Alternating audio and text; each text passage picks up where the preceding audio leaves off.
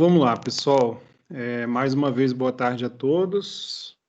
Estamos aí com um quórum na sala, aqui 36 participantes. E a ideia hoje é a gente falar um pouco sobre propriedade intelectual, licenças de software, e, enfim, toda essa questão. E até software livre, nós vamos tocar um pouco, né, quando falar em licenças de software. Principalmente, a gente vai falar das licenças de software livre. Que é muito do métier, né, e do contexto que todos aqui estão acostumados a trabalhar e estão se envolvendo bastante, né, mas tem uma série de detalhes que talvez vocês já tenham visto em alguma outra disciplina, talvez lá em MDS e EPS, Não essa vê. discussão leva um pouquinho, não? Não, Pouco não, só. só fala aqui que é software livre bem por alto, não Tá, aprofunda. legal. Então, vamos falar um pouquinho mais aqui e talvez a gente faça uma segunda aula com outros detalhes, e essa palestra aí da semana que vem também é um outro viés nessa área que é muito interessante para todos nós. Deixa eu compartilhar aqui a tela com vocês. Deixa eu ver aqui. Onde é que está a minha tela? Ai, cadê? Espera aí, deixa eu fazer o seguinte aqui.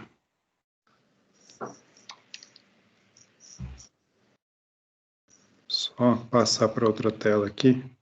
Acho que eu vou conseguir compartilhar.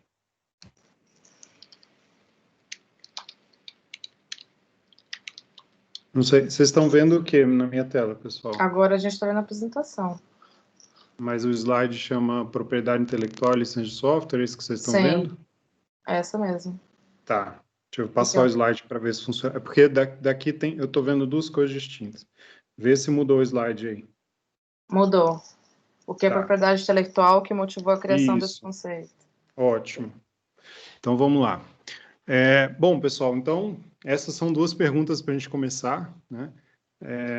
A ideia é que a gente falar um pouquinho sobre propriedade intelectual, depois entrar nas licenças, né? Mas eu vou trazer a discussão não tanto um viés histórico aqui muito longo, só para a gente refletir um pouquinho, né? Já que nós estamos ao vivo, vamos aproveitar aí a interação de vocês sobre o que vocês pensam sobre esses dois conceitos, né? Antes de eu trazer aqui uma série de questões. Então, para vocês aí, o que significa essa propriedade intelectual e o que está relacionado, por que esse conceito existe? Se vocês quiserem colocar no chat ou abrir o microfone, só para a gente começar aí, trazer vocês aí um pouco para a discussão, e qual a importância desse conceito, né? Qual a opinião de vocês? Alguém tem alguma opinião? É tipo que a gente foi produzindo, e o que foi produzido, aquilo tem uma série de implicações a depender de quem produziu. E isso é como se fosse uma determinação de origem. Eu acho que seria alguma coisa parecida com isso. Certo. Tem o Então, queijo Minas Frescal, que tem as suas diferenças e tal. Seria como se fosse isso. tá. Então, esse é um aspecto, né? O que mais, pessoal, que tem de aspecto sobre propriedade intelectual? Quando a gente fala propriedade intelectual, o que vem na cabeça de vocês, pessoal?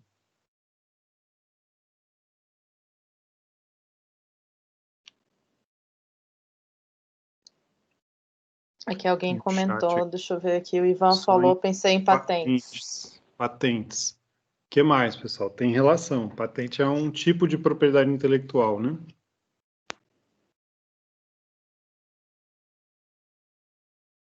Mais alguma ideia, pessoal?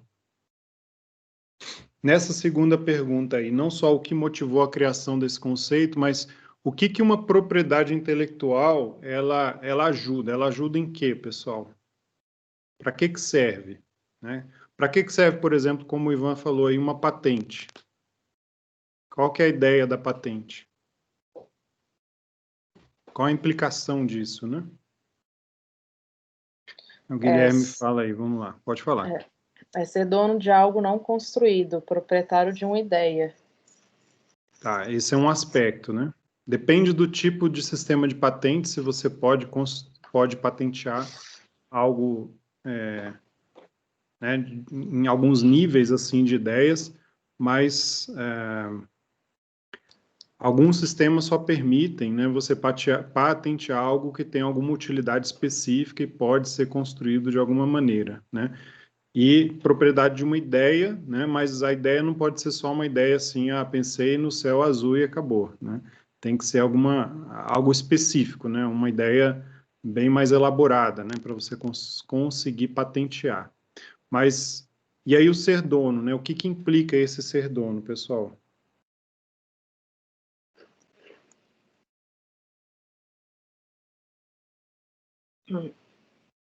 Alguém Ser mais? dono.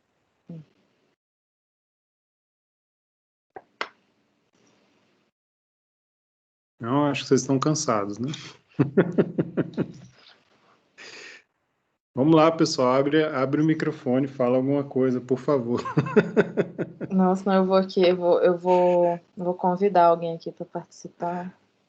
Olha, o João já fala. Então, João, vamos lá. Então, O o que que motivou... Pode falar. Pode ler. O que motivou foi para que não seja replicado sem consentimento do dono, né? Então, esse é um aspecto, tá? Então, o Guilherme tinha falado lá de ser dono de algo, né? E a motivação é você não replicar, né, sem o consentimento do dono.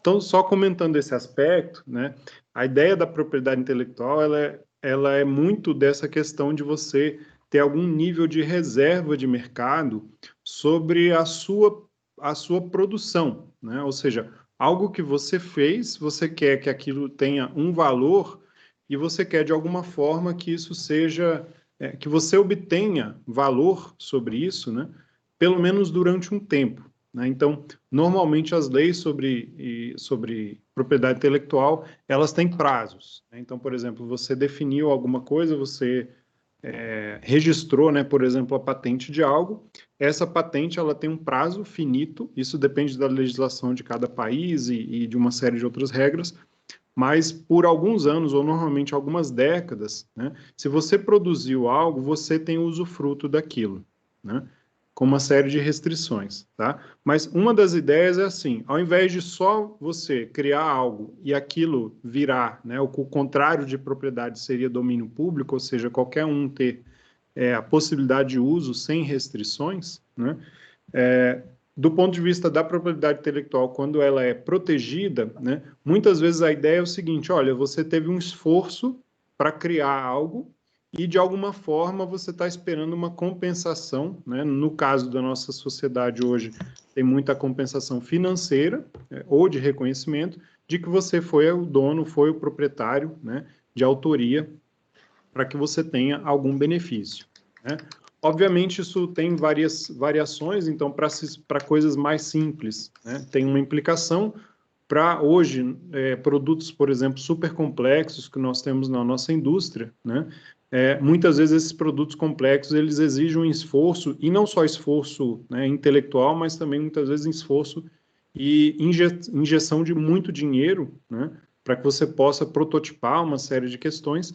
E, basicamente, o que as empresas elas estão atrás nesse momento de proteger a sua propriedade intelectual é saber o seguinte, olha, se eu investir, sei lá, 50 milhões, 1 bilhão de dólares aqui no desenvolvimento de um produto, será que eu vou conseguir ter o retorno sobre isso? Né? Eu vou ter proteção para que eu seja, né, pelo menos durante um tempo, tenha o retorno sobre aquilo? Ou, né, por outro lado, se eu colocar uma coisa que eu investi muito dinheiro e aquilo cai, né, no conhecimento público no dia seguinte e outras pessoas simplesmente copiam e eu não vou ter o meu retorno, né? Então tem muito essa questão de saber o quanto que você investe, o quanto que você pode ter de retorno em algo que você está investindo. Então é meio que uma lei de incentivo até econômica nesse caso, né? De que, olha, eu produzi algo e eu tenho alguma garantia de que isso vai ficar, né? Eu vou ter benefício sobre isso durante um tempo, né?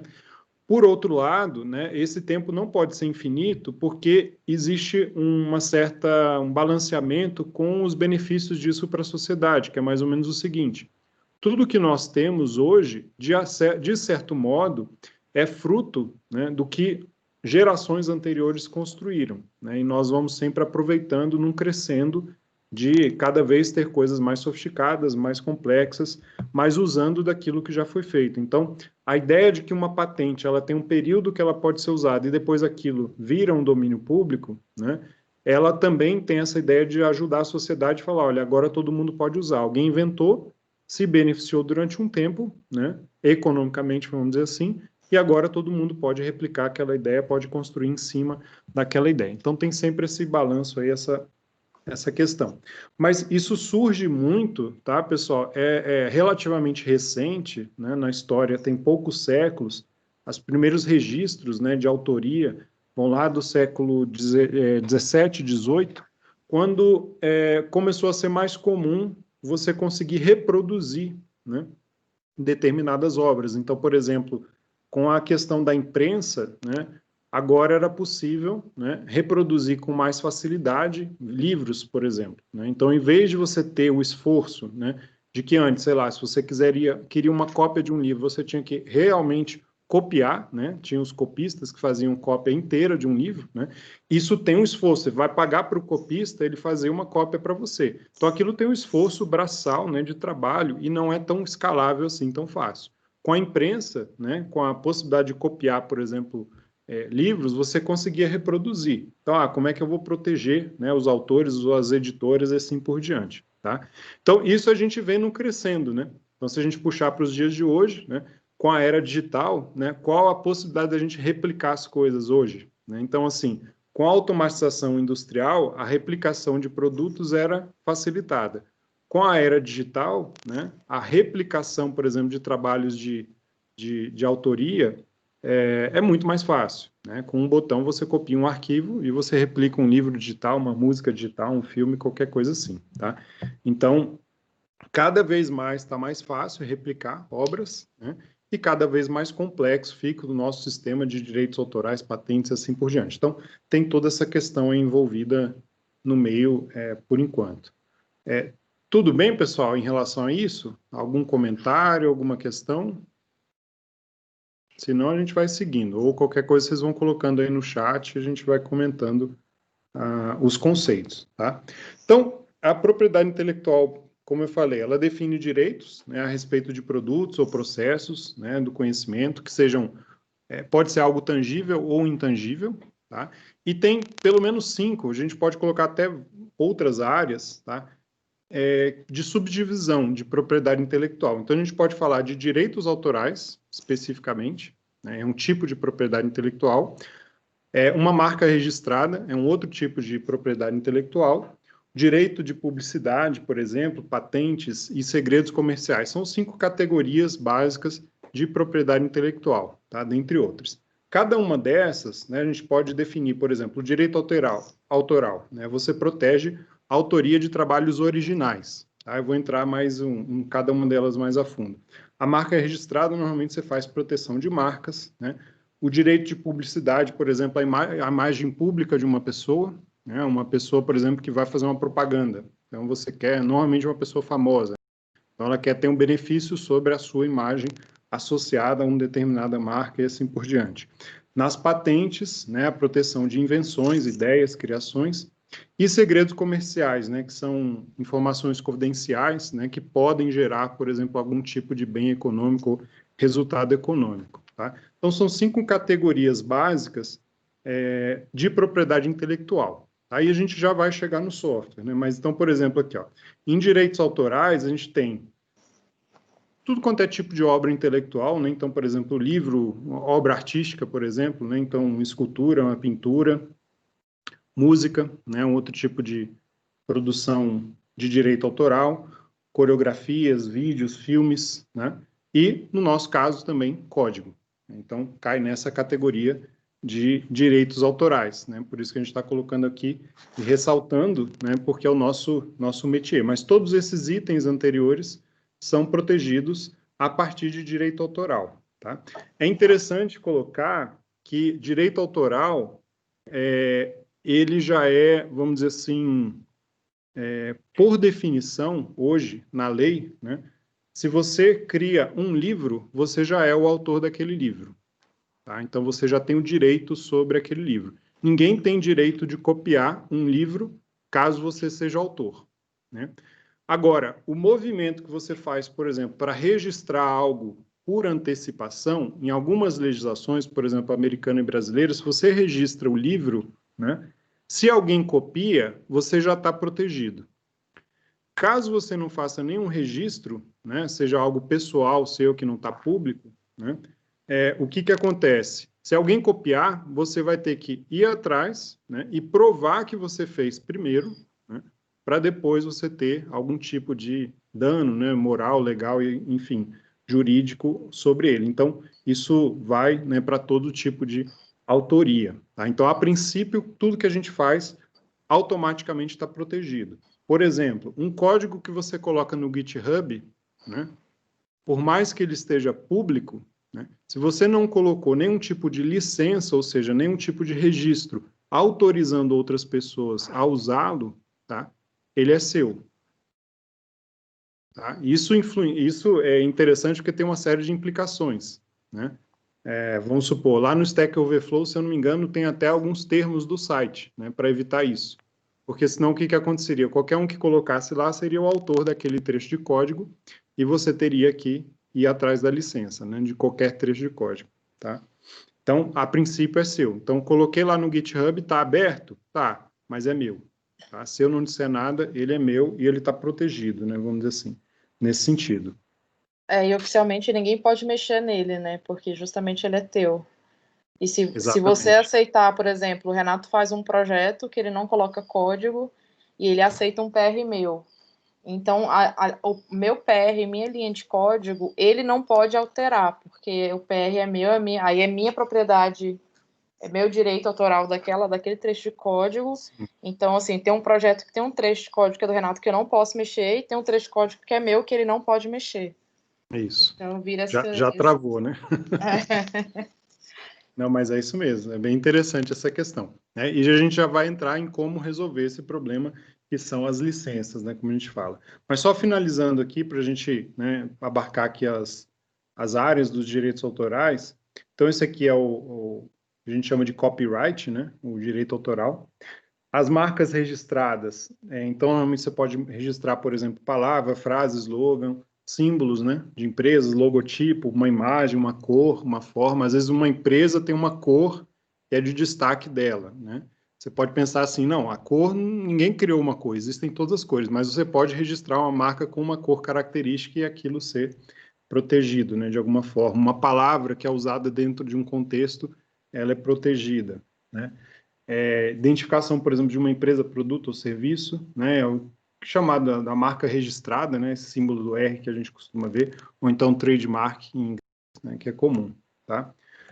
Tem o direito de propriedade também, de publicidade, então proteger uma personalidade, o seu nome, imagem, a voz, né, normalmente associado às celebridades, uma pessoa famosa, por exemplo, associada a um produto comercial, né, então isso é muito comum. Então a pessoa vai lá, o fulano lá vai e vende para a marca tal para fazer propaganda da margarina. Então, o nome dele está associado lá a determinada propaganda de automóveis e assim por diante. Tá? Então, como que eu posso ceder para a empresa de publicidade usar a minha imagem, né, em determinado contexto e não em determinado outro contexto. Tá? Então, você pode licenciar esse direito de publicidade. No caso de patentes, né, o invento, invenção, produtos, métodos, por exemplo, você tem os requisitos, né, para registrar patente, que aquilo tem que ser uma novidade, necessariamente, que tem que ser fruto de uma atividade inventiva, então ela não pode ser aleatória, né, qualquer coisa que qualquer um criou do nada, né, você tem que provar que aquilo teve o esforço para chegar àquele resultado, e você tem que mostrar a aplicabilidade e a utilidade do resultado. Tá? Então, você pode patentear inventos, invenções, produtos e métodos, mas nessas condições. Né? Então, não é tão simples assim tudo que você vai patentear. E tem um aspecto interessante da patente, aqui, voltando, que é o seguinte, quando você patenteia alguma coisa, em princípio, né, essa patente fica 100% pública. Tudo que você escreveu na patente fica público. Tá? Então, por exemplo, para uma empresa registrar algo, né, e patentear, ela tem que saber que a partir daquele momento, aquele método que ela publicou, né, qualquer um outro pode ver aquele método, né? E aí hoje existe uma briga grande na indústria, que eu não sei se vocês já viram, né, vários produtos que fica assim, patent pending, né, patente pendente, né, em inglês é muito comum, né, que é mais ou menos o seguinte: enquanto a patente está pendente, né, e às vezes eles enrolam no escritório o liberar a patente, porque enquanto ela está pendente, né, se alguém copiar, eu tenho como me proteger porque eu já submeti a patente, mesmo que eu não tenha ganho a patente ainda, né? Mas a partir do momento que ela está publicada, fica aberto, né? Então as outras pessoas podem copiar, né, a princípio, porque elas sabem como você fez, e elas podem tentar se proteger legalmente de uma outra forma, né, burlar a lei, vamos dizer assim, né? A indústria faz muito isso, para tentar se desviar, né, dos processos na justiça e assim por diante. Tá? Então, bem complicado esse sistema hoje, né? E tem a questão dos segredos confidenciais, né, que são relacionados a patentes, mas são informações confidenciais que têm algum valor de mercado, por exemplo, receita, fórmula e assim por diante. Tá? Então, são formas aí de propriedade intelectual que nós temos. Tá? Renato, o Ícaro está Pode falar. perguntando aqui, mesmo se o projeto, em relação àquela nossa conversa do Git, então mesmo se o projeto tiver na guarda de alguém, tipo no dono do repositório, a questão é mesmo que... se o projeto estiver na guarda de alguém. Mas assim, se eu tenho meu repositório, se eu crio um repositório, e o Renato comita sem ter nenhuma licença, o direito autoral é dele, das linhas que ele comitou. Sim. Isso é interessante, Ícaro, pensar que é o seguinte, ó, o Git, ele nos ajuda, inclusive, por exemplo, eu posso ter uma ideia e escrever num caderno aqui, e você tem uma ideia e escreve no seu caderno, tá? Essas ideias, elas estão privadas, ou eu posso ter um código no meu computador e um código no seu computador. Essas linhas, o direito de autoria disso está implícito, né? E é seu e é meu porque está no meu computador, que está no seu computador, né?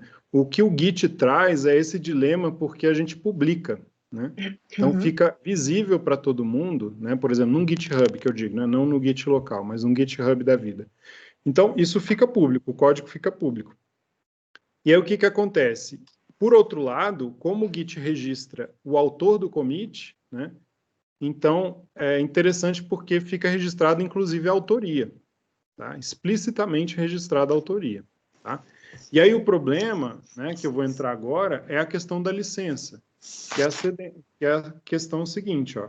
Como é que você, né, permite que outros utilizem até certo ponto, né, ou como é que você transfere parte do direito, né, de algo seu, né? É através de licenças, essa é a forma, tá? Ou através de um contrato, por exemplo, tá? Existe uma diferença conceitual entre licença e contrato que é interessante. Então, tem um comentário aí que a Carla fala que general, that means nobody else can use. Isso. Eu copiei do guia de licença do GitHub, que ele está explicando. Isso. Aí ele dá esse segundo exemplo ali. Isso. Então, se você não colocar uma licença open source, né, todo mundo que contribuir para o seu projeto também vai ter um copyright, ou seja, um direito autoral, né? Vai ter o copyright, o seu direito autoral daquele trabalho. Tá?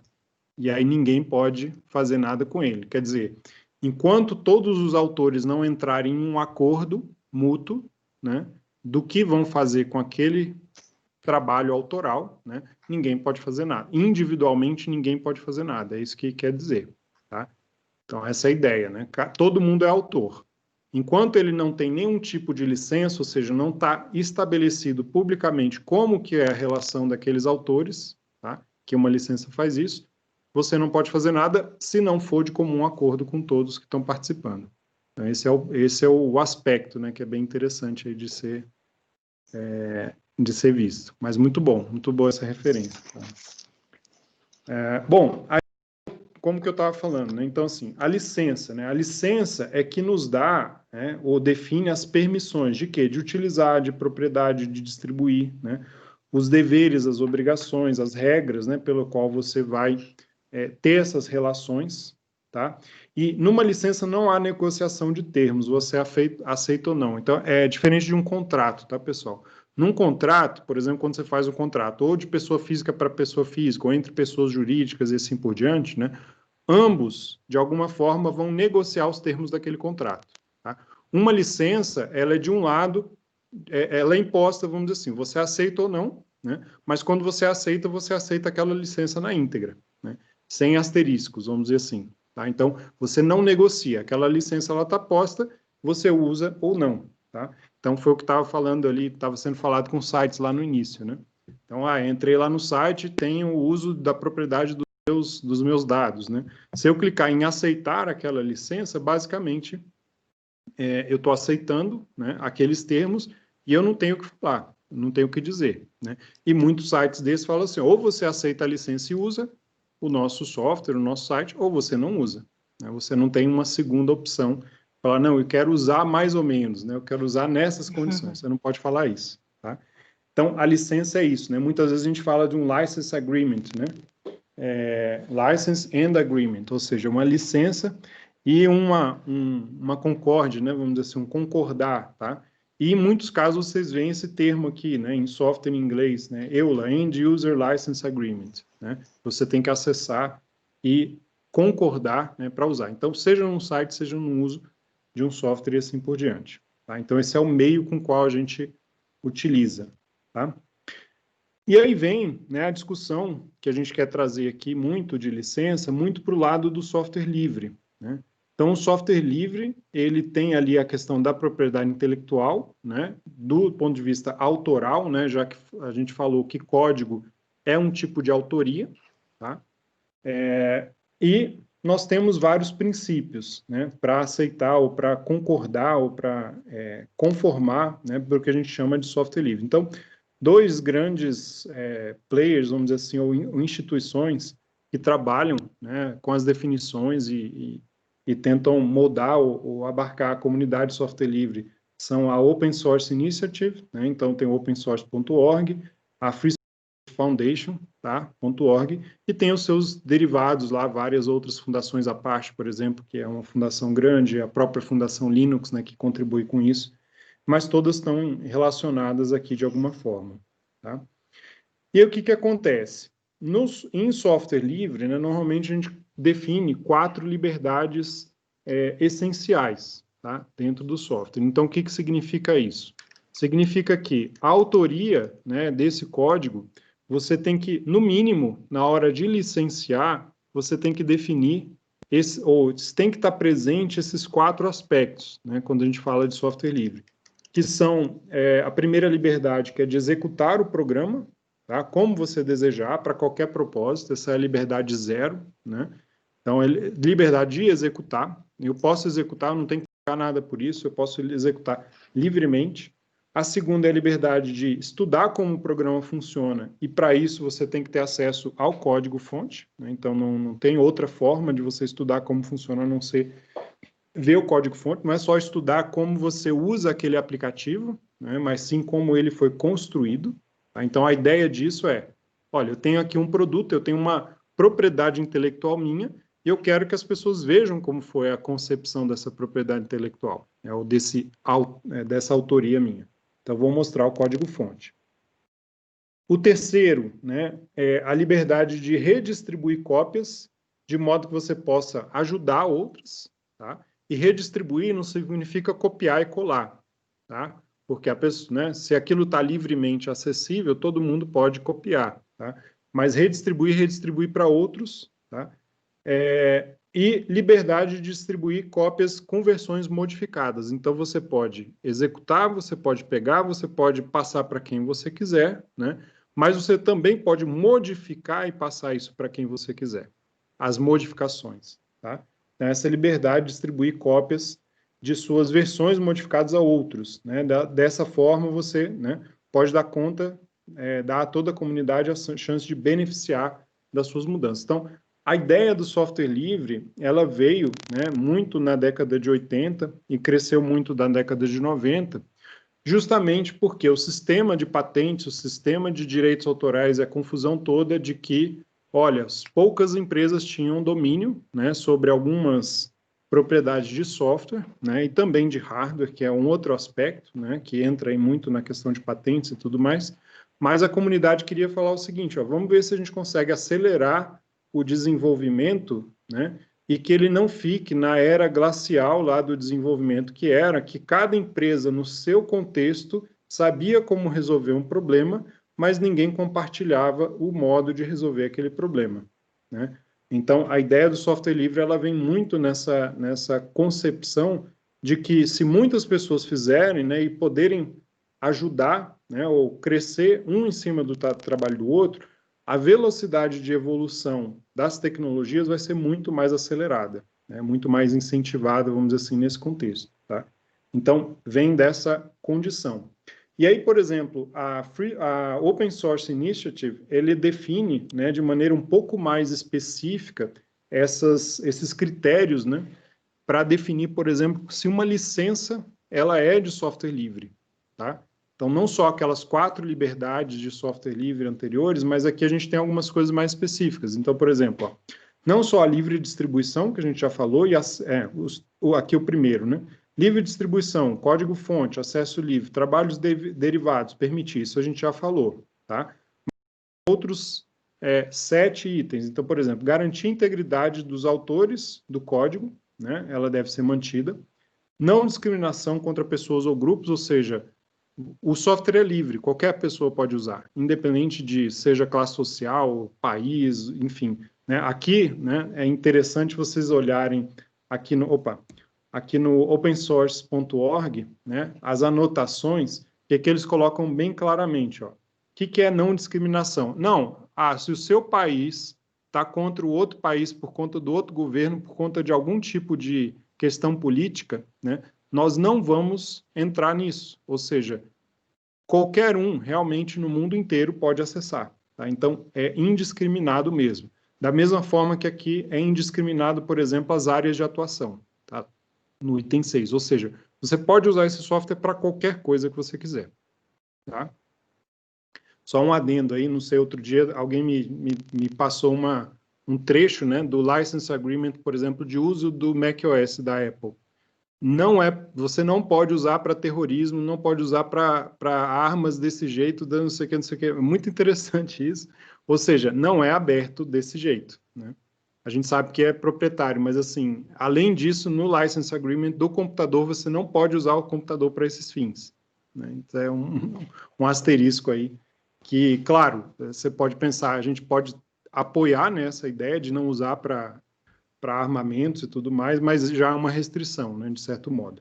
Mas aqui é uma questão mais ampla, né, de não discriminação, por exemplo, com áreas de atuação, né? Então, o cara criou o software e falou, não, o meu software só pode ser usado na área econômica, ou só pode ser usado na área acadêmica X ou Y, não pode ser usado nisso ou naquilo, tá? A distribuição da licença também. Aqui a licença não pode especificar, não pode ser específica a um produto, tá? Então, você tem que distribuir a licença em si, né, passar para frente. A licença não pode estar atrelada, né, aquele software não pode estar atrelado só a um tipo de produto, tá? Ele não pode estar restrito a um tipo de produto. Acho que alguém levantou a mão aqui. Emanuel, pode falar. Como é que é esse negócio? Porque todo software, em geral, ele é direcionado para uma área. Sim. E ele é direcionado para uma área específica. Certo. Então, ele não fica implícito que ele não pode ser usado nas outras áreas? Por que ficaria implícito que ele não pode ser usado? Porque, Por olha exemplo, só. eu estava aqui Pode pensando. falar. Pode falar. Eu estava aqui pensando, até no próprio Zanding. O Zanding, ele é um software para realidade aumentada. Certo. Nada impede você utilizar ele para outros processamentos de imagem. Mas para outros processamentos de imagem, ele vai ser tão restrito. Então, mas a ideia é justamente essa, olha só. Você criou um algoritmo para processamento de imagem. É claro que todo software que a gente cria tem uma finalidade, né? Você não vai criar algo genérico que resolva todos os problemas do mundo, né? Ao contrário, a gente vai criar sempre coisas que têm algum nível de generalidade, mas elas acabam sendo específicas para algumas áreas. A questão é, eu posso não ter visto uma utilidade diferente da minha área, mas eu não vou restringir o uso daquilo, né?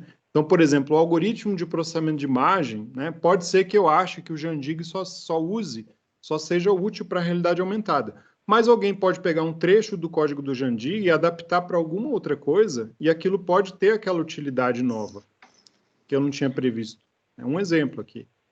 Pode falar, cara. Não, por exemplo, do Jandig, como é realidade aumentada, você pode fazer para propaganda. Você pegar o exemplo do Jandig e colocar dentro de um aplicativo de um banco, por exemplo, ou de algum outro lugar, que você descontextualiza a finalidade do Jandig, que é disposição digital, por exemplo. Pode ser. Né? E tem, por exemplo, assim, só um exemplo que eu acho que é bem conhecido, que é o WordPress. O WordPress, inicialmente, ele era um blog, né? Uhum. Ele é um software livre, mas assim, o objetivo inicial dele era fazer blog. Hoje já tem muitas empresas ou organizações pequenas usando ele para outros contextos, assim, que é um software que ele é bom para organizar conteúdo, ele é um software feito para expor conteúdo, o WordPress, né? Uhum. E hoje você pode ver vários contextos dele sendo utilizados, assim, de profissionais mesmo. Ele não foi pensado originalmente para outros contextos além de blog, além do blog, no caso. Mas pelos requisitos deles, você consegue usar outro contexto. Não sei se faz sentido, Manuel. Sim, fez. Sim. Tá. Nesse aspecto, né, tem um livro lá da década de 90 do Eric Raymond chamado A Catedral e o Bazar. Né? Ele mostra muito o contexto do software livre. Depois a gente pode passar a referência para vocês, mas basicamente o que ele mostra é o seguinte: o modelo catedral de construção de software é aquele onde você, de cima a baixo, você descreve, né, verticalmente o desenvolvimento de cada camada do software, a finalidade e tudo mais, e você cria, né, soluções com essa ideia mais fechada, né, de vertical no sentido de que, olha, aqui vai ser assim, desse jeito, né? E aí você cria uma solução. E o modelo bazar é assim, é aquela questão meio de feira livre, sabe? Cada um vai fazendo, cada um vai contribuindo, de repente aquilo virou alguma coisa de maneira orgânica e algo que você não previa, né? Ou seja, algo que surge de maneira mais orgânica e você não tem um controle tão restrito sobre como aquilo se desenvolveu. Então, essa ideia aí do WordPress, né? Ele começou como um blog, mas como ele está livre, né? A engine dele lá de publicação de conteúdo serve para outras coisas, eu só não explorei essa capacidade. E aí, de repente, a comunidade vem, olha, gosta daquela engine, ou deu um tanto trabalho para construir uma, para que eu vou construir outra se ela está funcionando bem? E eu vou fazer extensões dela para um outro tipo de aplicação, né, cada vez sofisticado, né? Então, assim, você até pode pegar o WordPress como ele estava naquele momento e usar para outra coisa, mas o que acaba acontecendo com essa liberdade eu vou começar a usar para outras coisas tantas vezes que eu vou acabar desenvolvendo novas funcionalidades em outras direções também. Entendeu, Manuel? Beleza. Tá. Então, é esse aspecto, né? Porque esse aspecto ele é fundamental porque ele mostra essa questão da construção coletiva, né? E de quanto que cada um que contribui para uma peça do quebra-cabeça vai tornando esse cada vez mais complexo e, vamos dizer assim, com mais fundações, né? Cada vez a gente tem mais fundações para criar novas soluções de software. Tá? Então, esse é um pouco do aspecto aí dos objetivos, né, do software livre. Tá? Então, a licença não é específica a um produto. Né? Outra coisa aqui, ó, a licença não restringe a outros programas. Então, por exemplo, você pode misturar códigos. Tá? Inclusive, software livre, a gente vai ver daqui a pouco a questão de compatibilidade. Você pode misturar vários tipos de licença, né? Tem alguns problemas de compatibilidade, mas também pode misturar com softwares proprietários. Tá? Então, software livre, ele não precisa ser necessariamente, ele não precisa rodar isoladamente, né? Sem nada em volta. Tá? Então, ele pode ser montado em conjunto com outras condições.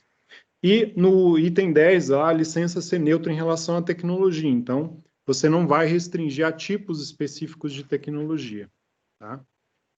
Enfim, é o mais aberto possível. Então, esses são os critérios lá de quando a Open Source Initiative classifica, né, uma licença de software como software livre, ela está olhando para esses 10 aspectos, e eles têm que ser atendidos, vamos dizer assim, né, para você falar, não, isso aqui realmente é software livre. Tá? Então, isso é um ponto importante. Bom, seguindo, né, nesse contexto, né, existe uma ideia do que a gente chama de copyright e copyleft. Né? Então, no primeiro caso do copyright, que é o direito autoral, tá? Você está falando, a gente está falando de direito exclusivo de uso, né, cópia, distribuição de um trabalho e obra, tá? Essa é a ideia do copyright, você proteger esses direitos. E na iniciativa de software livre, né, surgiu muito esse movimento contrário, que é da não proteção, tá? Mas só que é da proteção ao contrário. Né? Então, vou explicar. É mais ou menos assim, ó. O copyleft, né? Aí o left é só um trocadilho com right, né? No right no sentido ali de direita e agora vamos para a esquerda. É uma questão do seguinte, ó, um arranjo onde o trabalho pode ser usado, modificado, distribuído livremente, né? Sob a condição de, aqui tem uma restrição, né? Qual é a restrição? É a condição de que qualquer resultado derivado ele seja distribuído sobre as mesmas condições. Tá? Então, esse é um tipo de software, de licença, tá? Que ela diz o seguinte, olha, tudo que eu fizer, todo mundo pode usar, mas tudo que alguém fizer em função ou em cima do que eu fizer também tem que ficar livre. Tá? Então, aqui vai para um movimento de maneira um pouco mais extrema, né, dessa ideia do livre ter que ser permanecido livre. Tá? Então, é o copyright vezes copyleft. Tá? E tem nuances entre essas duas opções. Tá? Então, quando a gente fala de licenças, principalmente de licenças de software livre, nós classificamos em 3 categorias. Tá? Então, aqui a gente não vai falar muito de licenças fechadas proprietárias, né? Porque a licença fechada proprietária, ela é óbvia, né? Ela é o direito autoral e você diz, né, especificamente que o usuário só pode fazer A, B ou C com o seu projeto, ou não pode fazer nada, só pode usar. Tá? Aqui a gente está entrando no mundo de software livre que é muito mais complexo, né? Em uma série de aspectos. Então, ó, categorias de licença de software livre. Então, recíproca total, tá? Tem 3 categorias. A recíproca total é onde o software livre ele deve permanecer livre e trabalhos derivados dele também têm que ser livres. É o que a gente chama de strong copyleft, ou seja, é um copyleft forte, tá? mais intenso, vamos dizer assim, na raiz do negócio. Né? Então, exemplos, por exemplo, a GPL e a AGPL, já vamos falar delas ali para frente. Aí você tem uma recíproca parcial, onde o software é livre e deve permanecer livre, mas trabalhos derivados, ou seja, modificações ou derivações em cima desse trabalho, eles não precisam ser livres. Tá? É o que a gente chama de weak copyleft, quer dizer, a ideia do copyleft continua aqui, ou seja, eu quero que o trabalho que eu fiz ele continue tendo frutos para a comunidade, que as pessoas consigam continuar usufruindo, né, dos benefícios do que eu fiz, né, e que ele tenha vida longa, né, vamos dizer assim, daí para frente, mas eu não vou colocar tantas restrições, ou seja, algumas coisas derivadas desse trabalho, né, algumas coisas têm que voltar para a comunidade, outras nem tanto. Tá? Então, aí já tem lá a LGPL, EPL, a MPL, né, do Mozilla e tal, são exemplos de licenças na segunda categoria. E no terceiro, a gente tem as licenças permissivas em si, né? Que aí o software é livre, mas ele pode ser relicenciado sem permissão adicional do autor. Então, essa é aquela questão assim, ó, não importa o que vai acontecer, né? Podem usar à vontade aí o meu software, inclusive fechar, embrulhar, empacotar, fazer o que quiser, que eu não estou me importando com a situação. Eu simplesmente quero publicar e deixar livre. Se alguém quiser distribuir de alguma forma, distribui. Se quiser pegar, copiar e usar sem me falar nada, também pode fazer isso. Tá? Então, o Apache é um pouco disso, né? O MIT, o BSD são licenças que são permissivas, tá, pessoal? Então, 3 categorias importantes da gente entender no software. E é importante a gente entender a relação entre elas também. Então, como eu falei, na recíproca total, né, os trabalhos relacionados, eles têm que ser licenciados sobre a mesma licença do trabalho original. Tá? Então, por exemplo, um software, se eu coloco no meu repositório e eu coloco a licença GPL, que é um tipo de recíproca total, ele tem que ser relicenciado sob GPL. Não tem outra opção, tá? Ou seja, qualquer modificação PR que eu aceitar, quer dizer, a pessoa que entrou no meu repositório e mandou um PR, né, ela já está de acordo com essa licença, né? Ela já sabe que, olha, a modificação que ela vai fazer também vai ficar livre para todo mundo. Então, esse é o agreement, né, vamos dizer assim, o acordo. Então, em alguns casos, pode haver dúvidas, né, no relacionamento entre trabalhos. Isso aqui a gente já vai falar dos problemas de compatibilidade. E, por exemplo, a GPL, né, como exemplo aqui de recíproca total, ele explicitamente menciona o processo de linkagem, tá? Típico de programas que rodam em uma única máquina, por exemplo, em C, C++.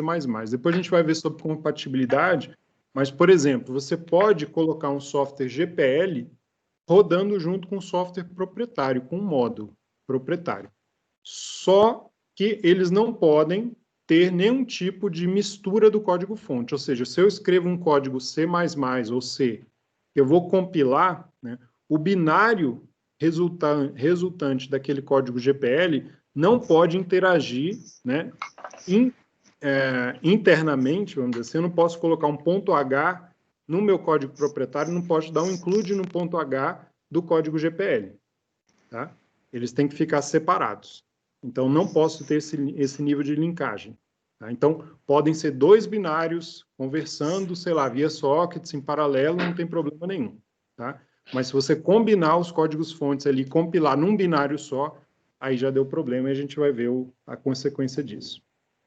Na recíproca parcial, tá? O código licenciado e as modificações diretamente relacionadas a ele, elas têm que estar sempre sobre a mesma licença. Então, na LGPL, como exemplo, se você modificar coisas específicas daquele código, por exemplo, o meu ponto H, você foi lá dentro do meu ponto H, na licença LGPL, e modificou o funcionamento interno da biblioteca do ponto H. Então, você tem que relicenciar aquela modificação sobre a LGPL. Tá? Não tem outra saída. Tá? Só que algumas, né, se você, por exemplo, usar o ponto H e derivar o código para outra coisa, você só está usando o ponto H, mas o outro código é seu, essa outra parte do código que é sua, você pode relicenciar. Tá? Pode colocar sobre outra licença. Né? Então, é muito usado, por exemplo, para bibliotecas, frameworks, que você faz isso. Né? Quer dizer, a biblioteca e o framework está lá aberto. Né? Você pode usar à vontade. Sei lá, você usa o Django da vida. Então, é um framework que você está usando. Tá? Mas o código que você fez, né, usando o Django, né, a parte sua pode ser sua, não tem problema. Tá? Você vai redistribuir o seu software, o Django vai estar lá rodando, incorporado, mas aquela parte não vai estar combinando, né? Você não precisa necessariamente licenciar o seu pedaço do código como código livre só porque você usou o Django. Tá? Estou dando um exemplo aqui. Nem lembro qual que é a licença do Django, tá? Dei um exemplo de framework aqui que veio na cabeça, mas eu acho que ele não sei se ele é Apache ou ele é LGPL, tem que olhar lá, tá? Então, assim, a gente pode pensar até em licença baseada em arquivos, né? Então, alguns arquivos ficam sempre livres e outra parte do código fica fechada, tá? E aí tem a licença permissiva, que é aquela que não importa o que acontece. Então, você pode pegar o código-fonte, pode relicenciar. Então, o código que é MIT, por exemplo, que é uma licença permissiva, ele pode estar aberto, você simplesmente passa para frente ou incorpora no seu produto fechado e vende aquilo sem nem mencionar que aquele código está ali dentro funcionando. Tá? Então, é um tipo Então, é muito usado quando você quer disseminar um software, né? E a tecnologia independente da licença final. Tá? Um exemplo aqui do TCP/IP do BSD, né? O BSD é uma licença permissiva que foi a primeira utilizada no Linux, mas também foi utilizada no Windows, por exemplo, na década de 90. Tá? Então, é um tipo de consequência, né? Quer dizer, foi licenciado permissiva. No caso aí, a Microsoft pegou, usou e está tudo certo, né? Não tem restrição a esse uso. O Django também é BSD. É BSD? Então, mais permissivo, mais livre ainda. Menos problema. Tá? Então, essa seria a licença permissiva. Tá bem? Alguns exemplos principais aqui, ó, de recíproca total. O GPL, como a gente falou, parcial, aliás, é LGPL, né? Ou olha, parcial. A parte eu acho que é parcial. Eu vou confirmar aqui, peraí.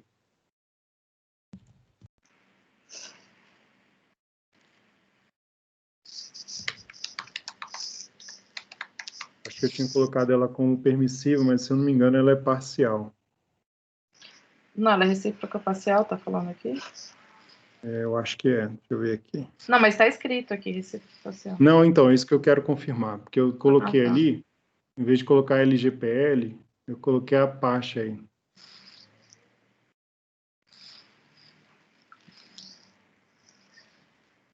É porque ela tem algumas restrições, se eu não me engano.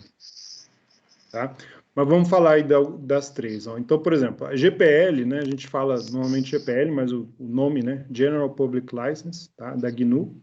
Então, a única coisa que ela fala é sobre a distribuição da licença. Tá? Então, qualquer uso do software, obviamente, é permitido, como sempre, né, incluindo combinações com softwares restritos, como eu falei. Tá?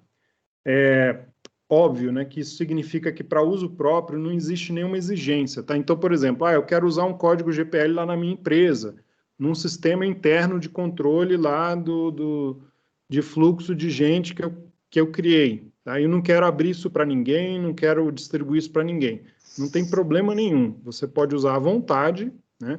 Pode, inclusive, modificar esse código e usar para o seu uso pessoal ou da empresa, assim por diante, à vontade, sem dar satisfação para ninguém. Tá?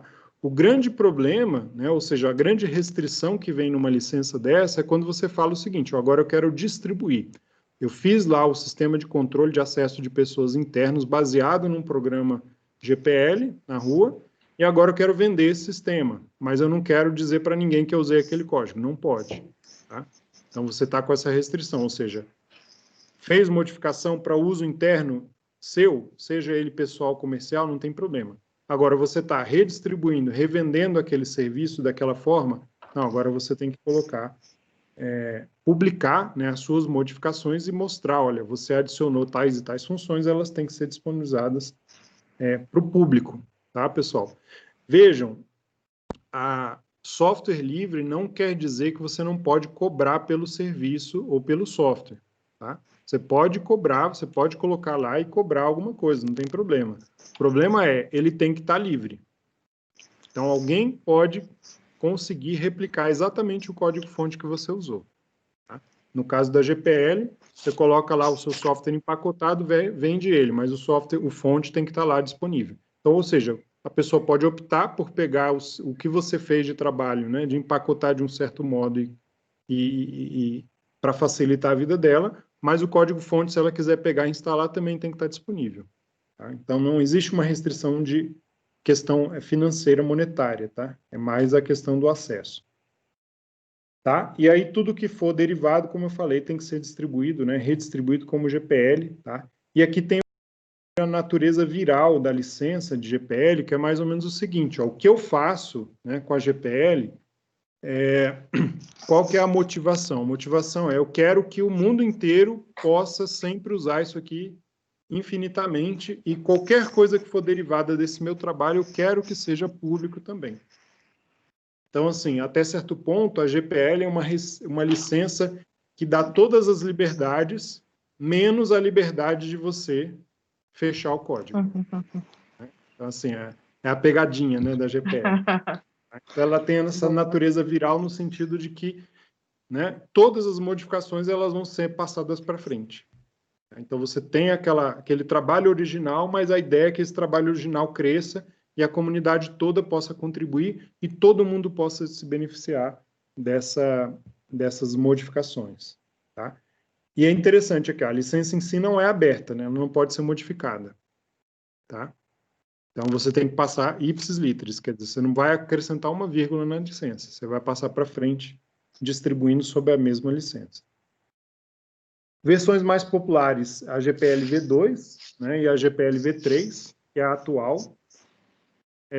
Tem algumas diferenças e, por exemplo, a GPL V3 ela tem um guia de comunidade, tá, para auxiliar na combinação de códigos sobre licenças. E a V3 ela tem um texto específico sobre patentes, tá, e derivações. E é interessante, por exemplo, a GPL V2 ela não é compatível com a GPL V3. Então, por exemplo, eu não posso pegar e falar, o kernel do Linux é GPL V2, tá? Ele automaticamente não pode virar GPL V3. Para ele virar GPL V3, né, o que teria que acontecer? Alguém tem alguma ideia, pessoal? Uma pergunta: como que eu posso modificar a licença de um software?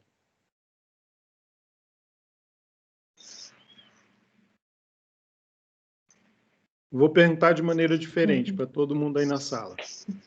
Eu pego o meu software, coloco lá no Git e coloco GPL V3. Professor, Pode falar. tá me... Sim. Pode falar. Eu acredito que no caso do kernel, no caso que você citou, apenas a pessoa que criou poderia fazer essa modificação da licença. Não sei se está certo, mas é um chute. E o Guilherme está falando, se todos os contribuidores estiverem de acordo. Exatamente. Então, quem que estava falando era a Marta? Não. Foi a Marta. Marta, né? Então, Marta, é isso mesmo, tá? O problema é isso que o Guilherme falou. Quantos autores tem no kernel do Linux? É só o Linux?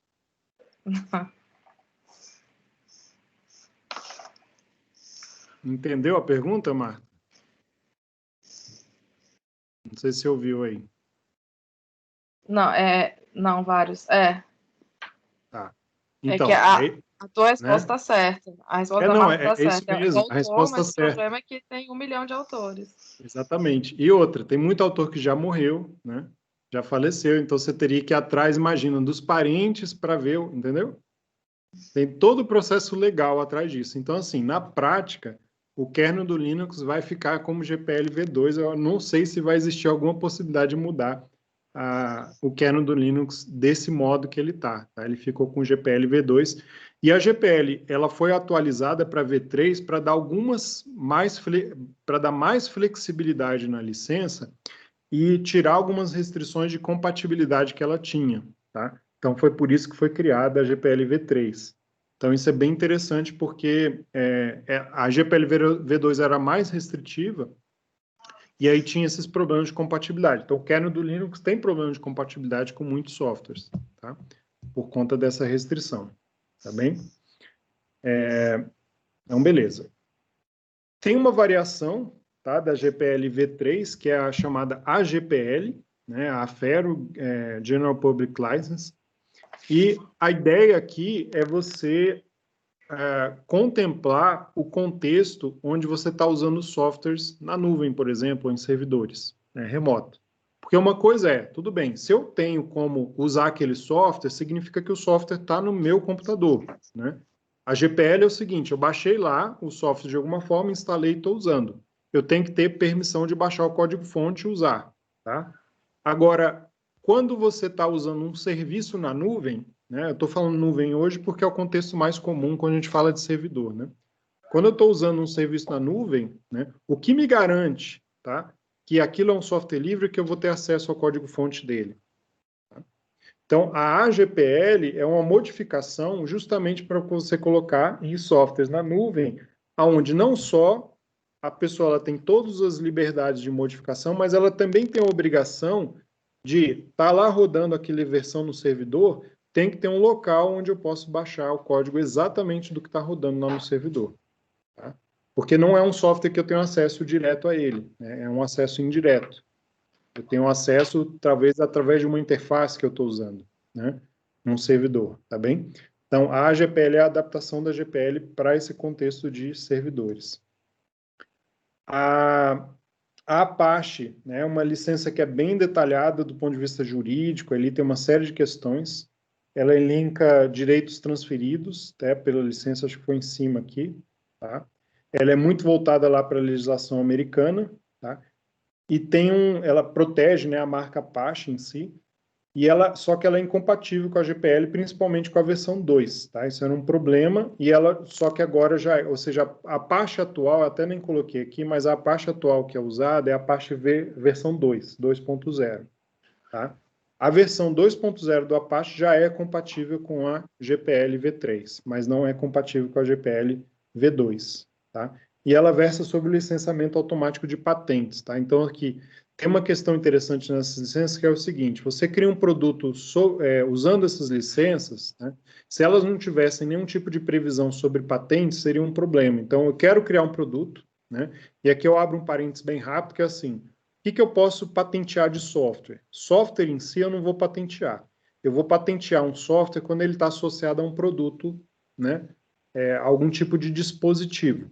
Então, eu vou patentear o software rodando no telefone celular. Então, eu não estou patenteando o software, eu estou patenteando o software em conjunto com aquele hardware, tá? E é por isso que as licenças todas, elas têm essas cláusulas, tá? De como que você pode patentear produtos através, né, de software que usa aquela licença, tá? Permitindo isso, tá?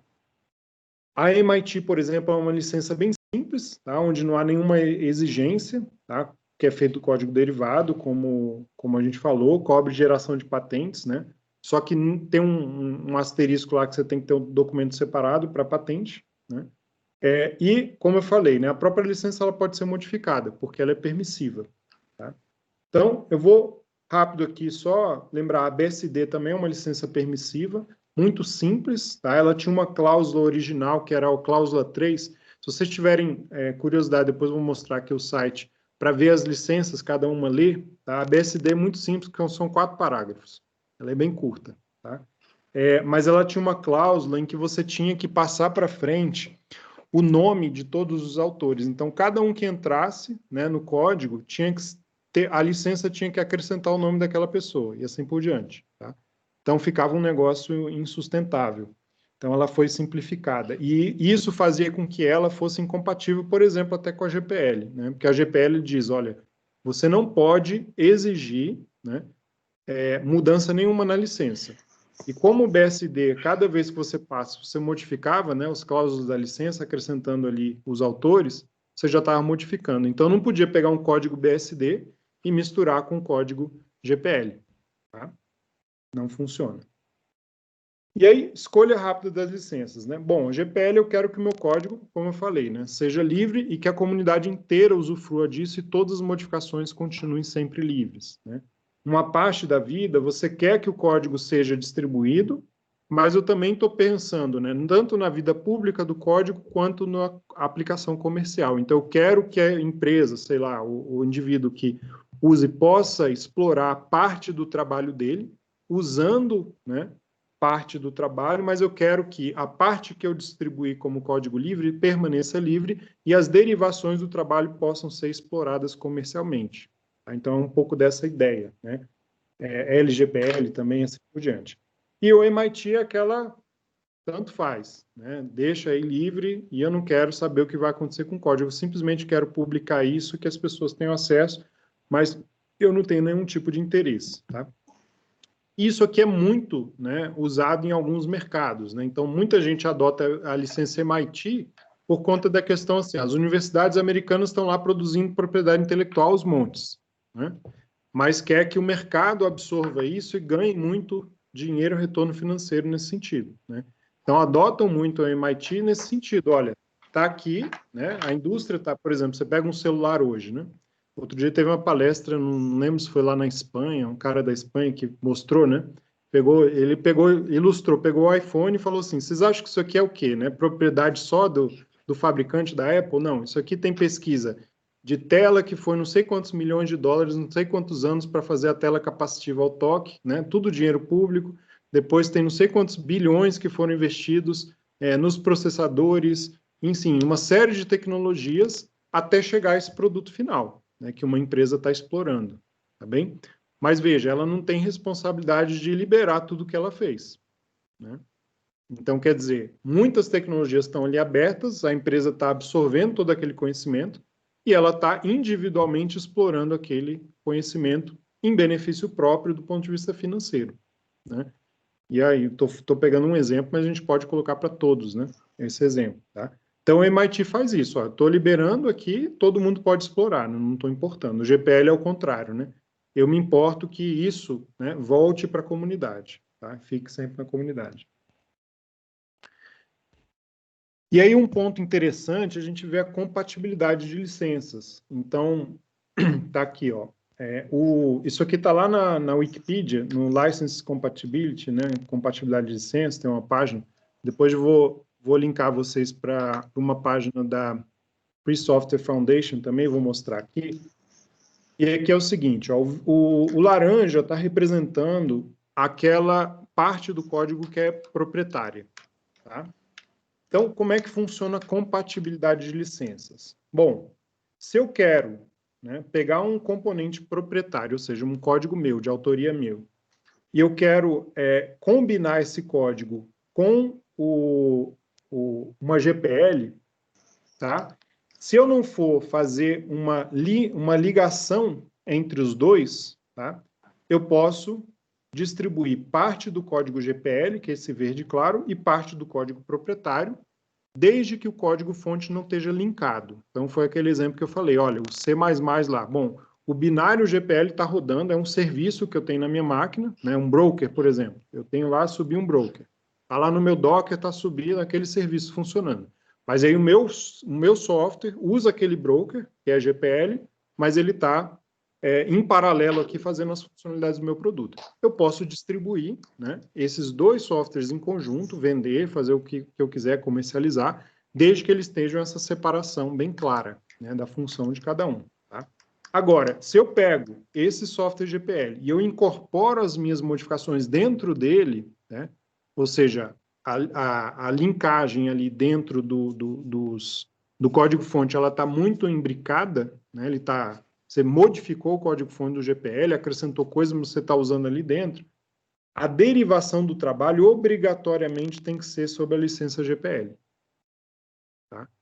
Então, eu estou mostrando aqui assim, ó, a gente pode distribuir código proprietário com código GPL, desde que esteja separado, claramente. Agora, se você juntar as coisas, ele tem que ser relicenciado GPL e fim de papo. Né? Não existe outra possibilidade.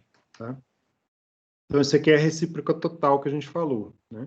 Na recíproca parcial, por exemplo, o caso da LGPL, né? Eu tenho o meu código, fonte, tá? Eu posso fazer um trabalho derivado e redistribuir como LGPL, então eu entrei lá no código-fonte, modifiquei a biblioteca, a essência dela, tá? Ele pode ser assim, mas eu também posso, né, redistribuir de tal modo que os códigos estejam funcionando em parceria, estejam funcionando juntos um do outro, tá? Mas desde que eu não esteja misturando as coisas lá dentro, tá? Nesse caso aqui, por exemplo, para o exemplo de C++ ou de C, né, a gente fala da linkagem dinâmica. Então, eu posso ter uma biblioteca LGPL embutida dentro do meu código com linkagem dinâmica, tá? Não com linkagem estática, porque linkagem estática significa que você combinou realmente os códigos, mas a linkagem dinâmica é permitida aqui. Tá? E no caso, por exemplo, de uma licença permissiva, que seria esse último aqui, eu posso ter as duas opções. Então, tanto faz. Eu posso combinar os trabalhos e relicenciar eles separados, ou eu posso juntar tudo numa licença X proprietária aqui minha.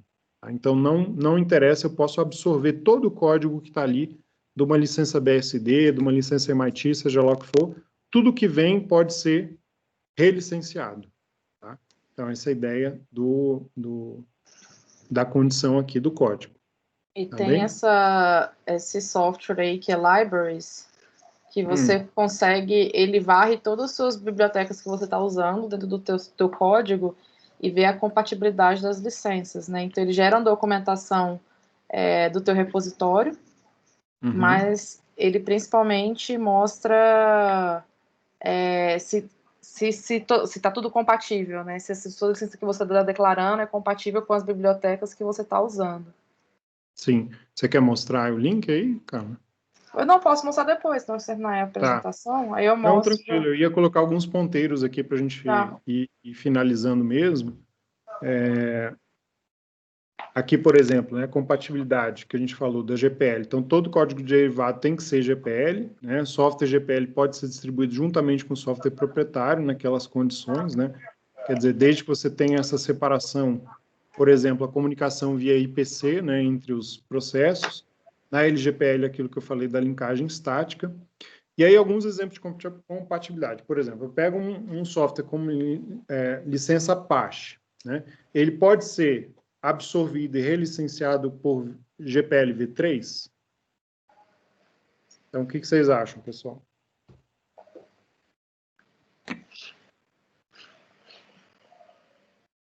Pergunta aos universitários. Eu acho Literalmente. que não. Acho que não? Por Não, que porque não? ele passa, a licença ZPL é incompatível com a licença ZPL. Ah, não, eu acho que pode sim.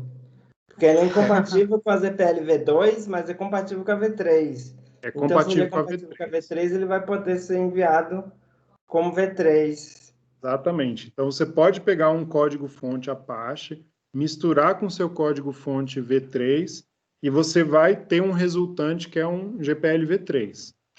Na V2 não funciona, tá? Porque ele tem algumas cláusulas que restringem. Então, você não pode combinar esses dois. Agora, você pode pegar um GPL V3 e relicenciar com uma Apache? Nessa linha? Sim ou não, pessoal?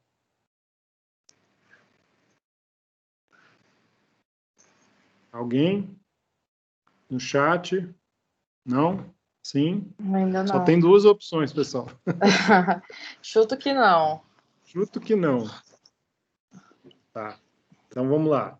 Não pode, tá? Porque justamente você não pode pegar uma licença que é recíproca total, como eu falei, e relicenciar com uma que seja parcial. Então você obrigatoriamente tem que colocar a licença, né, GPL, tá? GPL não pode virar outra coisa qualquer, nunca pode, tá? O MIT, por exemplo, você poderia licenciar como GPL V2 ou V3? Ai, mas Pode, pode tudo, tá? tudo, né? Como eu falei, o MIT pode tudo. O contrário, é claro que não. Que Né? não. Então, você não pode pegar um GPL e virar nada. Tá? GPL é o grande problema aqui, e a Apache até certo ponto, mas GPL é o grande restrição em tudo isso, tá, pessoal? Então, isso é muito interessante. Aí, o que a professora Carla colocou, libraries.io, vocês têm que visualizar. Aqui tem algumas páginas, tá, de compatibilidade de licenças, recomendações. Eu tenho ela aberta aqui só para mostrar para vocês. Então, vou compartilhar aqui a outra tela, depois eu volto ali rapidinho nos slides, mas a gente vai para o Library.io também ver. Deixa eu ver se eu acho aqui.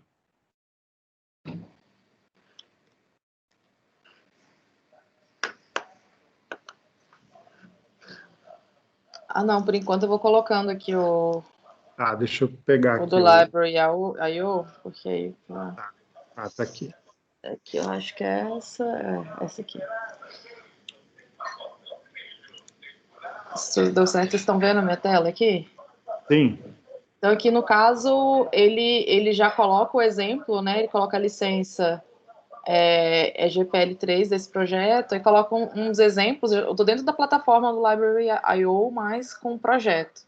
Então, tem alguns resumos, mas aqui no final, o que é interessante para a história é que ele vai falar aqui a documentação, mas aqui a licença.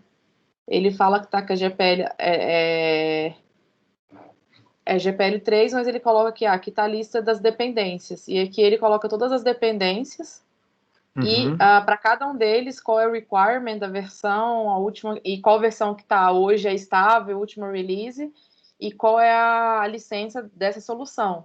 Então aqui no caso a gente é GPL3, a gente está usando um monte de coisa de Apache, MIT, e por aí vai, e ele vai te dando esse resumo, né, das dependências da sua solução, porque às vezes a gente fica muito desatento. O que você vai precisando, você vai colocando na tua aplicação. E a gente não para pensar nessa questão. E aqui ele coloca as dependências, que é isso aqui, aí volta. Mas é a mesma coisa. Mas isso é uma solução legal de de trabalhar com dependência quando você tem um software e quer ver só a questão da licença do caso. Uhum.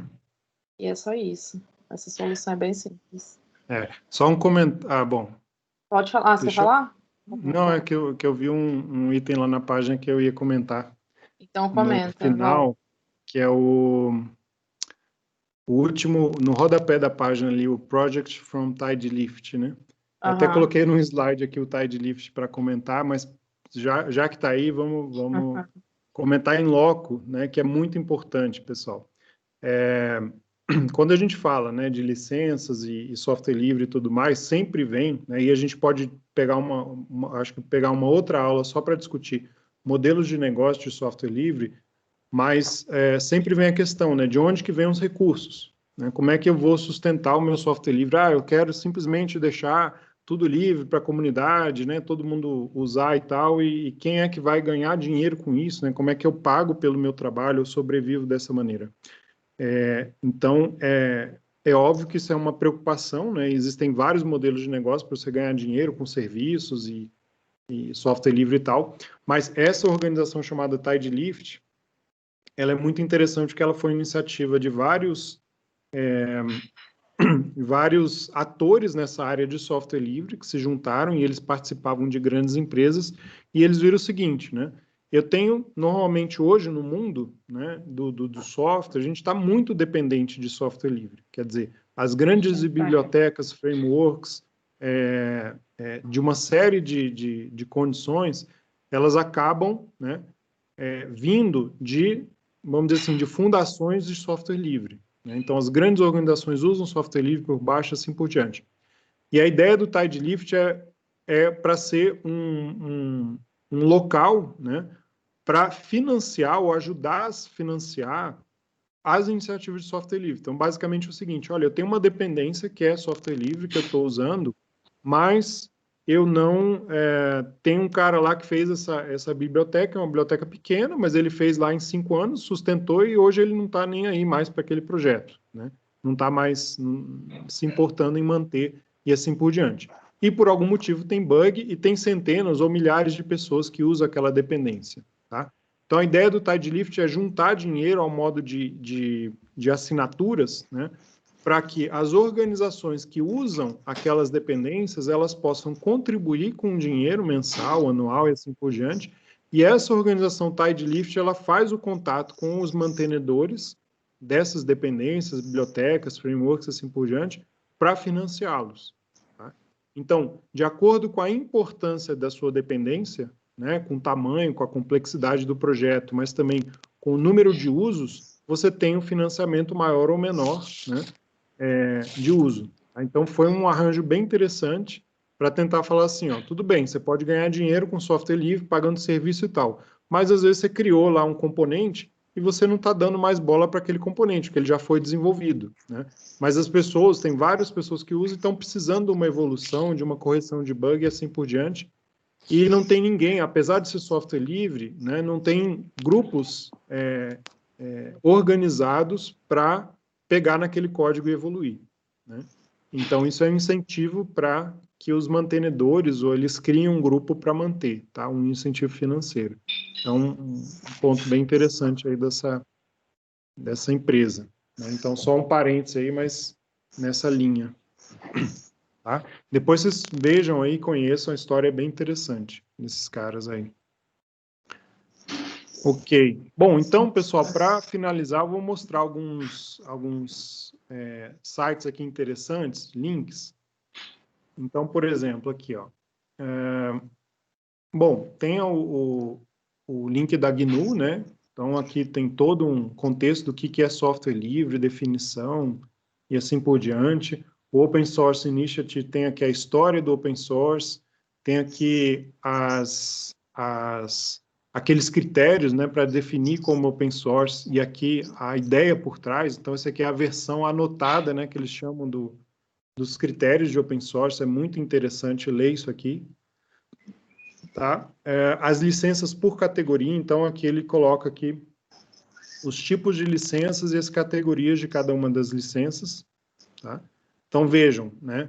Uma questão pela qual algumas licenças são mais populares do que outras, por exemplo, a GPL, a Apache, MIT, BSD e assim por diante, é porque em muitos casos é muito complicado você, né, redigir o texto jurídico e você criar uma licença nova. Tá? Então, muitas vezes as pessoas simplesmente olham, não, essa daqui serve para mim, eu vou utilizar. Né? Então, algumas licenças ficam mais populares por essa questão de que né, tem comunidades que suportam aquela licença e usam e assim por diante. Então, aqui são as mais usadas, a Apache, BSD, algumas, né, versões, GPL, LGPL, MIT, a MPL da Mozilla, né, a Eclipse também, a EPL, são algumas bem comuns, tá?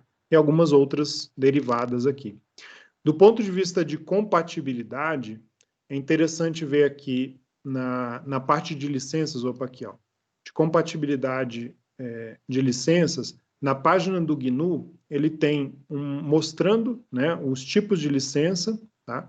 E eles mostram especificamente compatibilidade, por exemplo, com a GPL e com outras, tá? Então, aqui eles mostram o que é compatível com a GPL, o que não é compatível e assim por diante, tá? Então, aqui, ó, GPL V3 é compatível com a V2 é compatível, essa daqui é compatível, essa daqui não é, e assim por diante. A Apache V2 é compatível com a V3, né? E assim por diante. Mas aí, lá para baixo, você começa a ver algumas licenças que têm algumas restrições, tá? Então, incompatível com a GPL V1, incompatível com a Apache, por exemplo, 1.1 e assim por diante. Então, essa condição aqui, esse quadro, né, que mostra os detalhes, é bem legal para você fazer, né, a verificação das suas dependências, né? Então, aquela ideia, bom, eu vou usar uma dependência GPL na minha aplicação, mas eu quero relicenciar de outro modo depois. Então, simplesmente você não vai poder usar, né?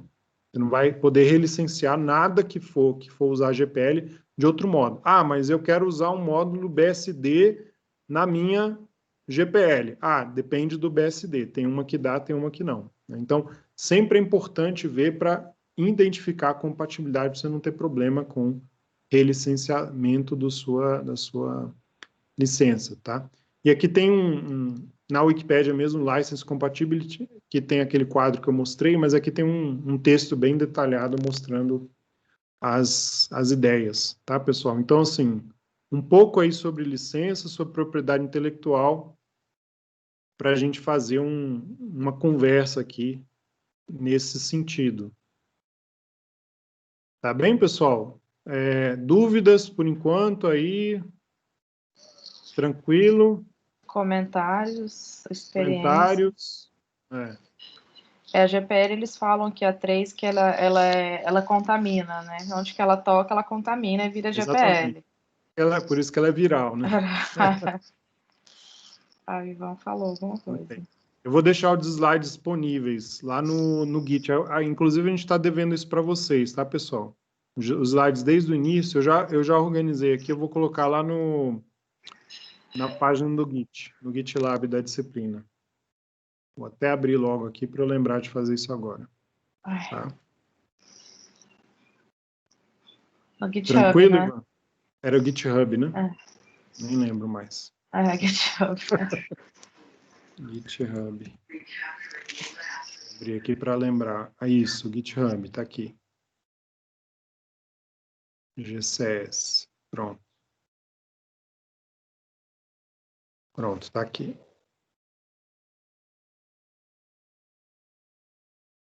Tá. Mais algum comentário, pessoal? Ficou claro aí a questão das licenças?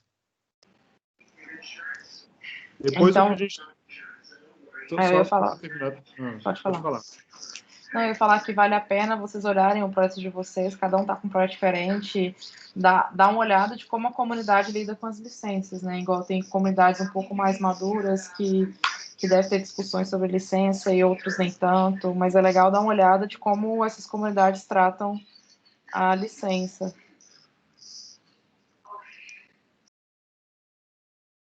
Pode falar agora, Renato. Não, essa condição aí. Depois a gente pode aprofundar mais algumas questões, né? Até tinha colocado alguns outros slides aqui interessantes, só para finalizar, pessoal. A gente vê aqui, ó. A gente pode se aprofundar nisso mais à frente. Vou só colocar aqui para a gente fechar a aula com esses detalhes. Deixa eu ver se está aqui, ó. A gente falou de licença de software, né? Tá? A compatibilidade aqui tem esses links para vocês verem. Eu não usei esses softwares aqui, mas eles são, acho que, relacionados àquele projeto do License.io, que a professora Carla mostrou, tá? Mas a ideia deles é também essa ideia de, inclusive, deixar lá um Chrome, por exemplo, da integração contínua e verificar a compatibilidade. Alguns têm essa iniciativa, né, essa ideia de verificar a compatibilidade. Uma coisa que ficou... Opa, Creative, né?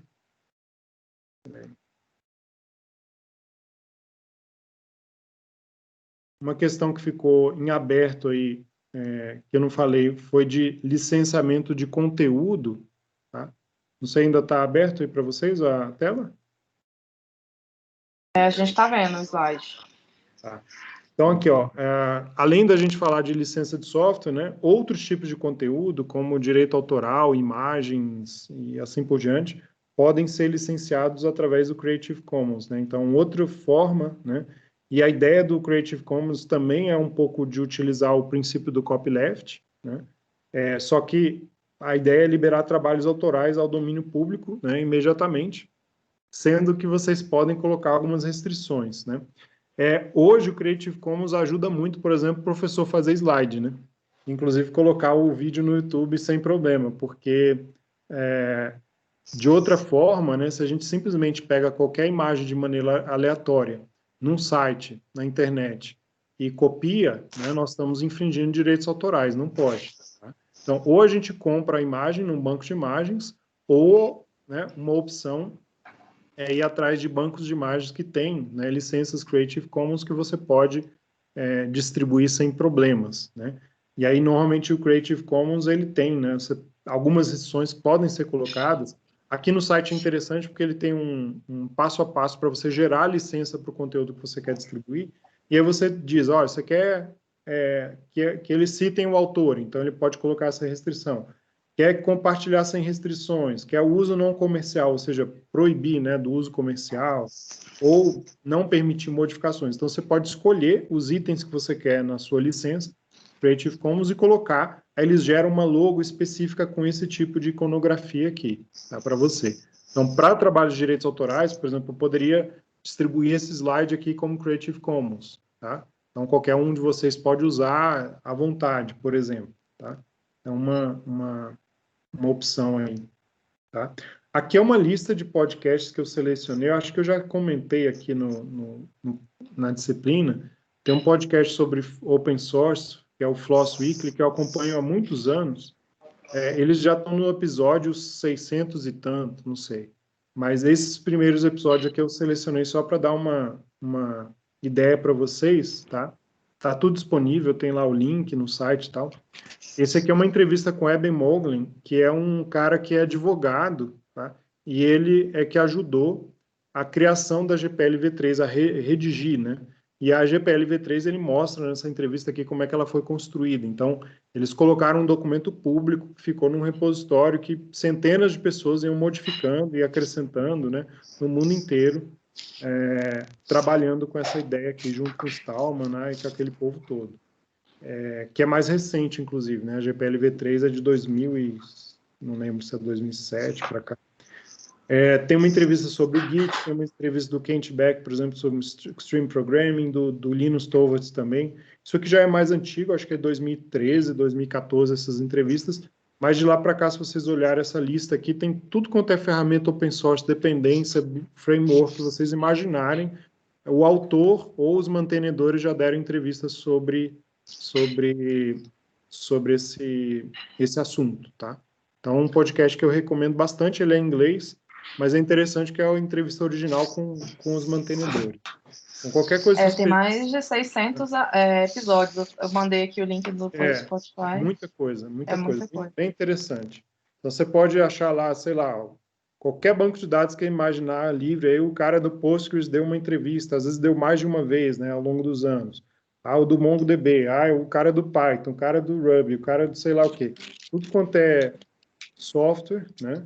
não só isso, mas também, por exemplo, eles comentam muito sobre os eventos de open source, os congressos, assim por diante.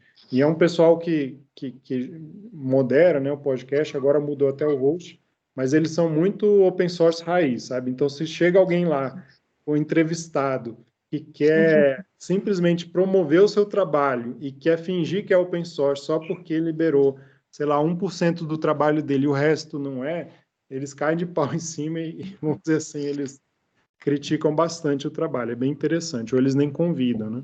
Então, eles são bem cuidadosos, vamos dizer assim, do ponto de vista do conteúdo, né? Do trabalho. É bem interessante. Então, só para acertar aí alguns detalhes. Tá bem, pessoal? Então, vamos disponibilizar os slides para vocês. E é isso. Mais alguma observação? Mais alguma questão? Todo mundo calado, cansado? Já está no ritmo de final de semestre já. Nós também estamos aí quase na reta final. Mas é isso, pessoal. Tá? Eu vou mandar também um outro podcast que eu esqueci o nome, eu estou procurando aqui para mandar. Acho que você tinha comentado, era do Brasil, né? Que fala só sobre. É um episódio de um podcast de TI que fala como as organizações, na verdade, lidam com open source, né? Que hoje tem uma grande tendência, independente do tipo de organização, de ter vamos dizer, um departamento open source. E para que você abre seu código, quando abrir e usar isso para o bem da organização, né? No caso, como investir em outras comunidades. Então, assim, é um outro olhar, né? Tipo assim, é o olhar de uma organização de quando e como investir em open source. E é bem interessante. Vou mandar lá, eu mando lá no grupo, que eu achei aqui. Eu achei, mas eu tenho que achar o episódio. Muito bom. Esse podcast que eu mandei aí, pessoal, tem tanto a versão de vídeo quanto a versão de só áudio, tá? Eles têm as duas opções. Então, se você quer ver a entrevista no vídeo, né? Tem um canal do YouTube lá que eles disponibilizam todos os... Acho que nem todos do início tem vídeo, mas muitos têm também. Legal. Enfim. Bom, acho que é isso. Então, se ninguém mais tem dúvidas ou observações... Aí quinta-feira, lembrando que é final de sprint, então vocês vão fazer o Show Me the Code. Isso. Quinta-feira a gente faz aquele esquema de organizar as salas, né, para a devolutiva de cada um dos grupos. A gente manda no grupo para vocês, pessoal. Então, bom trabalho. Acho que é isso. Exato. Então, tudo de bom para todos. Nos vemos na quinta. Tchau, boa tarde, boa noite, né? Isso, já é boa noite. Até mais, pessoal. Tchau. Tchau, obrigado. Boa noite. Tchau, boa noite. Boa noite. Boa noite, até mais. Aqui, agora que eu achei aqui o link. Vou mandar no Telegram. Manda no grupo lá.